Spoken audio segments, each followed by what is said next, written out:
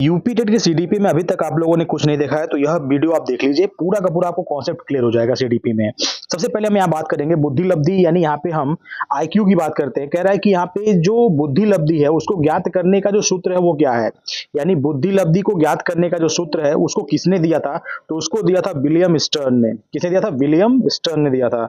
दूसरा क्वेश्चन है मानसिक आयु यानी मेंटल एज की अवधारणा किसने दी, तो मेंटल एज की अवधारणा अल्फ्रेड वीने ने दिया था। किसने दिया था? अल्फ्रेड वीने ने। नेक्स्ट क्वेश्चन है बुद्धि लब्धि यानी आईक्यू शब्द का सर्वप्रथम प्रयोग किसने किया था, तो सर्वप्रथम प्रयोग किया था विलियम स्टर्न ने किया था। और अगला क्वेश्चन आपका है सर्वप्रथम बुद्धि परीक्षण किसने विकसित किया, तो सर्वप्रथम बुद्धि परीक्षण यानी कह सकते हैं विकसित करने वाले जो व्यक्ति थे वो थे आपके अल्फ्रेड वीने एवं साइमन, यानी दो व्यक्तियों ने मिलकर के इसको किया था। नेक्स्ट क्वेश्चन आपका है स्टैनफोर्ड वीने बुद्धि परीक्षण को संशोधन किसने किया, यानी स्टैनफोर्ड वीने बुद्धि परीक्षण जो था उसको संशोधन किसने किया था, तो उसको संशोधन किया था टर्मन ने। किसने किया था? टर्मन ने किया था। नेक्स्ट क्वेश्चन आपका है बुद्धि का द्विकारक सिद्धांत, बुद्धि का द्विकारक सिद्धांत किसने दिया था, तो उसको दिया था स्पीयरमैन ने। किसने दिया था? स्पीयरमैन ने। और यह क्वेश्चन विगत कई वर्षों में पूछा गया है। नेक्स्ट क्वेश्चन आपका है बहुकारक सिद्धांत का प्रतिपादन किसने किया, तो बहुकारक सिद्धांत का प्रतिपादन किया था थॉर्नडाइक ने। किसने किया था? थॉर्नडाइक ने किया था। त्रिआयामी बुद्धि संरचना सिद्धांत किसने दिया, तो इसको दिया था गिलफोर्ड ने। किसने दिया था? गिलफोर्ड ने। बहु बुद्धि सिद्धांत का प्रतिपादन किसने किया, तो इसको किया था हार्वर्ड गार्डनर ने। किसने किया था? हार्वर्ड गार्डनर ने किया था। नेक्स्ट क्वेश्चन है आपका भावात्मक बुद्धि यानी इमोशनल इंटेलिजेंस की बात कर रहा है, तो कह रहा है कि इमोशनल इंटेलिजेंस का सिद्धांत किसने दिया था, तो इसको दिया था किसने?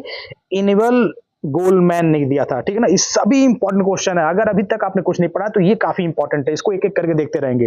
नेक्स्ट क्वेश्चन आपका क्या है, कह रहा है कि आईक्यू यानी आईक्यू जो है यानी आईक्यू इक्वल टू 100 का क्या अर्थ है, यानी आईक्यू इक्वल टू जो 100 का जो अर्थ है वो क्या है, यानी मानसिक आयु इक्वल टू वास्तविक आयु। ठीक है ना।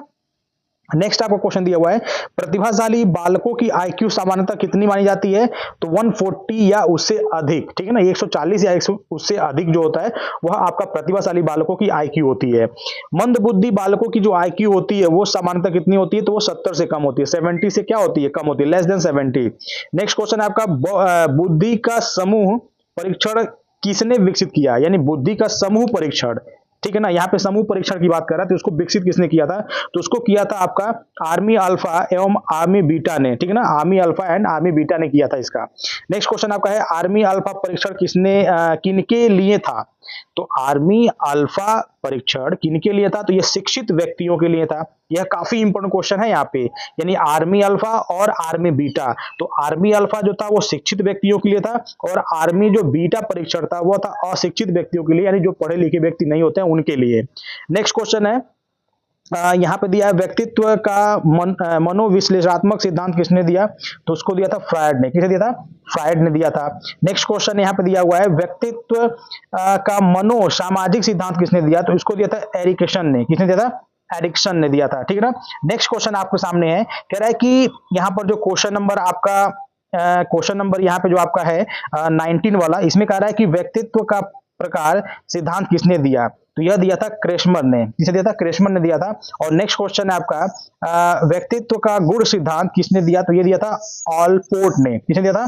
ऑलपोर्ट ने दिया था। ठीक है ना। आइए नेक्स्ट क्वेश्चन देखते हैं, काफी इंपॉर्टेंट क्वेश्चन है, इसको अगर आप पूरा देख लेते हैं तो बहुत सारे कॉन्सेप्ट आपके क्लियर हो जाएंगे एक साथ। ठीक है ना। नेक्स्ट क्वेश्चन देखिए, यहाँ पर आपका ये व्यक्तित्व प्लस समायोजन प्रेरणा संबंधी महत्वपूर्ण प्रश्न है। यहाँ पे कह रहा है कि अंतर्मुखी एवं बहिर्मुखी व्यक्तित्व का वर्गीकरण किसने किया, तो इसको किया था युंग ने। किसने किया था? युंग ने किया था। व्यक्तित्व मापन की प्रक्षेपी विधि कौन सी है, तो वो आपका टीएटी। क्या है आपका?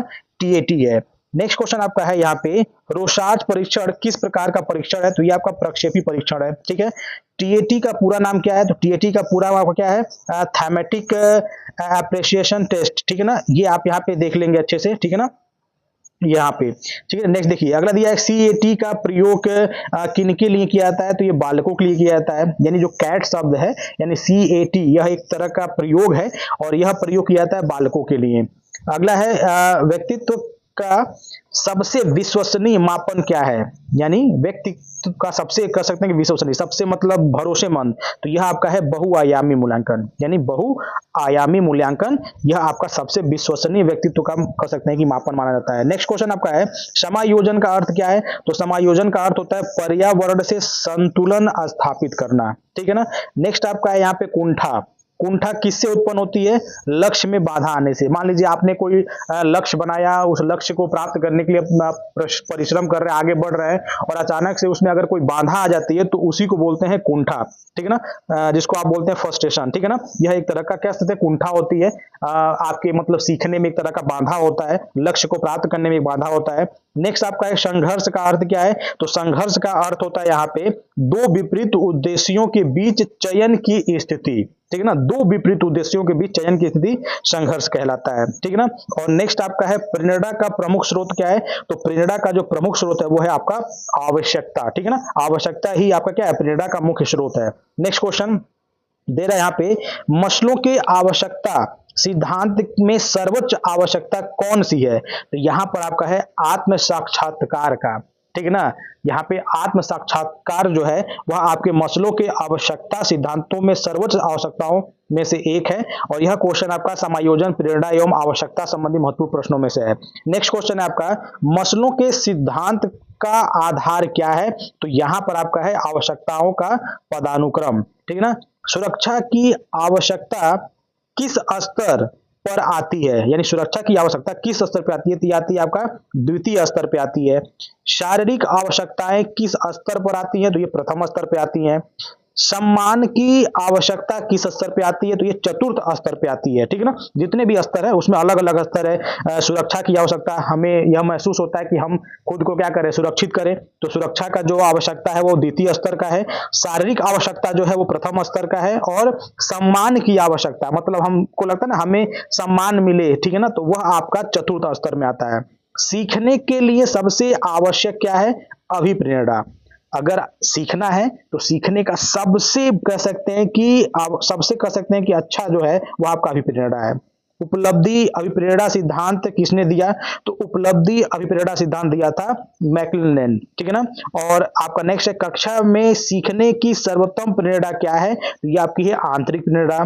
पुरस्कार किस प्रकार का प्रेरक है, तो बाह्य प्रेरक है, यानी बाहर से क्या किया, एक तरह का प्रेरक दिया जा रहा है, बच्चे को एक तरह मोटिवेट किया जा रहा है, पुरस्कार देकर के उसको और बल दिया जा रहा है कि वो पढ़ाई में अच्छे से काम करे।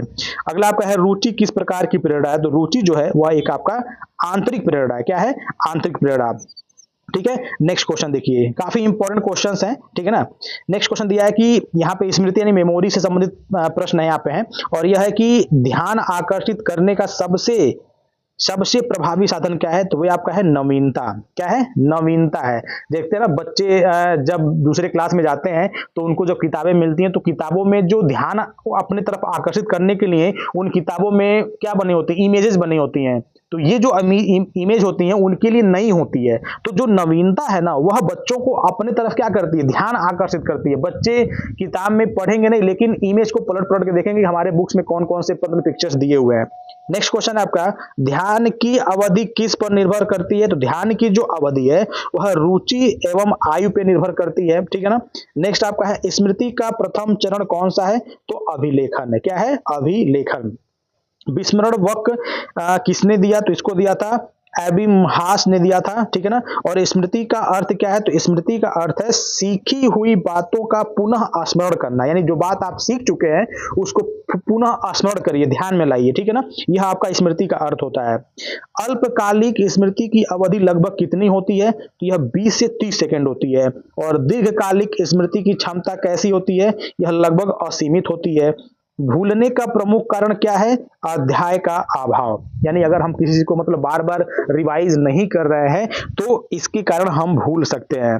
पुनः स्मरण यानी रिकॉल की बात कर रहा है। स्मृति का कौन सा रूप है, तो यह सक्रिय स्मरण है, ठीक ना, यानी रिकॉल को हम सक्रिय स्मरण कहते हैं। और पहचान यानी रिकॉग्नाइजेशन यहाँ बात कर रहा है, तो ये किस प्रकार की स्मृति है, तो यह निष्क्रिय स्मरण है, ठीक है ना। तो ये 50 क्वेश्चंस आपके जो थे यह काफी इंपॉर्टेंट क्वेश्चन थे आपके सीडीपी के लिए, इसलिए क्योंकि अभी तक आपने अगर अभी सीडीपी में कुछ नहीं देखा तो इसको आप एक बार देख लेंगे तो आपके काफी क्वेश्चन इसमें से आने की पूरी क्या है, संभावना है। तो चैनल पे नए हैं तो सब्सक्राइब कर लीजिए और आगे बने रहिए, और भी आपके कह सकते हैं कि इंपॉर्टेंट क्वेश्चन आपको चैनल के माध्यम से दिया जाएगा। ठीक है ना, धन्यवाद।